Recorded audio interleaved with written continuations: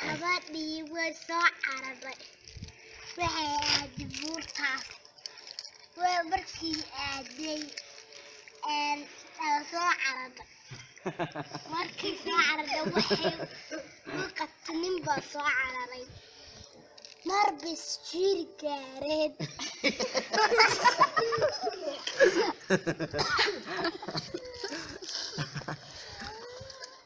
markii jir gaareen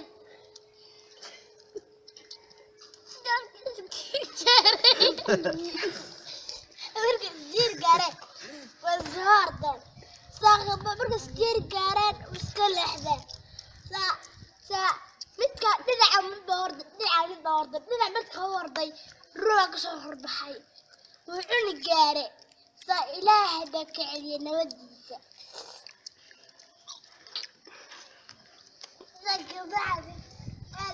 wiil waa soo arday wiil kaliya oo intaa la eg